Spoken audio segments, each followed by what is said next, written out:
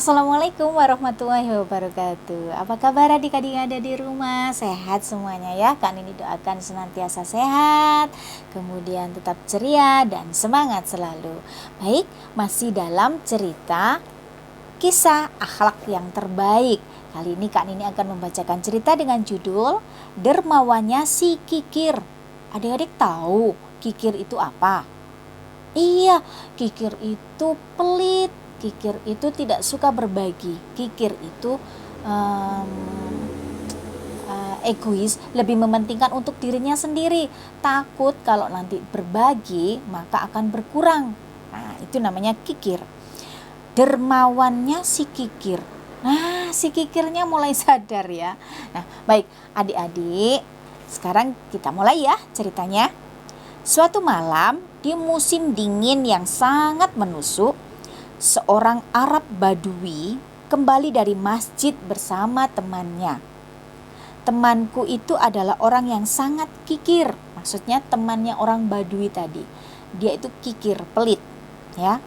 Ketika sampai di depan rumah temannya yang kikir tadi, Arab Badui itu ternyata diajak menginap di rumah si Kikir.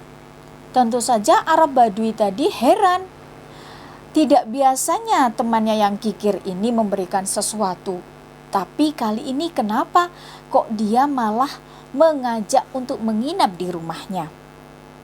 Nah, dia bertanya, "Kamu mau pergi kemana di malam yang hujan dan dingin ini?" "Sudah, di rumahku." "Yuk kita menginap saja di rumahku. Jangan kemana-mana. Anggap saja rumahku ini adalah juga rumahmu. Dan jangan lupa, aku mempunyai hidangan yang sangat lezat untukmu." Tentu saja si Arab Badui ini merasa heran sambil dia masuk ke dalam rumahnya. Kemudian karena tidak biasanya si Kikir ini memberikan sesuatu yang terbaik buat orang lain. Biasanya si Kikir ini hanya memenuhi kebutuhan dirinya sendiri tanpa memikirkan kekurangan orang lain. Dia tidak suka berbagi. Nah, Arab Badui itu pun setuju untuk menginap di rumah temannya yang kikir.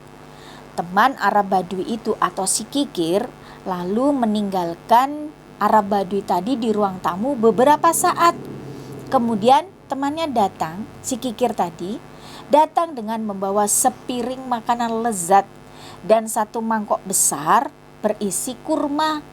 Jadi dia sudah ditinggalkan beberapa saat, kemudian ternyata ketika masuk kembali ke ruang tamu, dia sudah membawa hidangan yang sangat lezat. Kembali dibuat heran Arab Badui tadi karena tidak biasanya temannya atau si Kikir tadi itu memberikan sesuatu yang istimewa buat orang lain.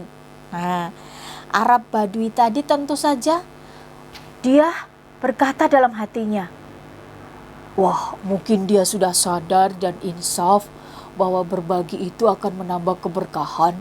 Alhamdulillah kalau temanku yang kikir ini sudah mau insaf, sudah sadar.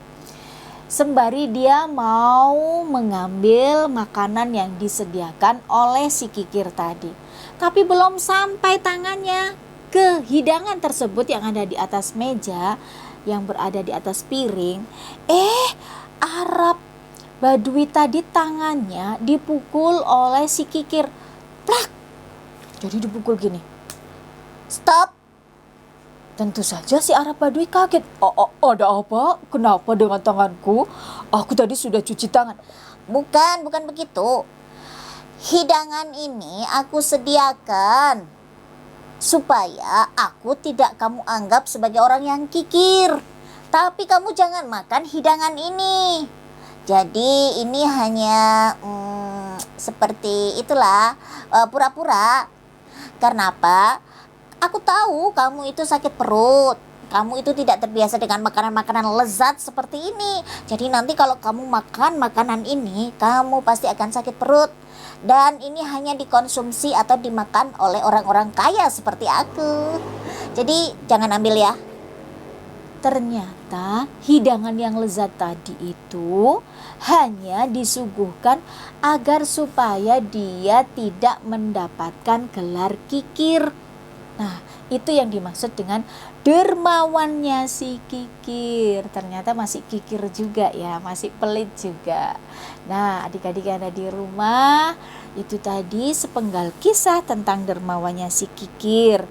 Kita dari cerita ini kira-kira kita diajarkan untuk apa?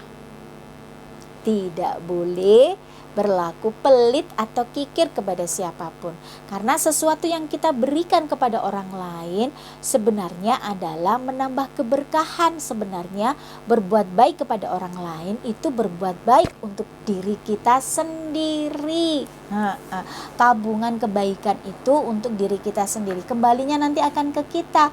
Allah itu akan memberikan banyak keberkahan. Jangan takut kekurangan, karena Allah itu maha kaya. Allah akan menggantikan 7 kali lipat. Masya Allah.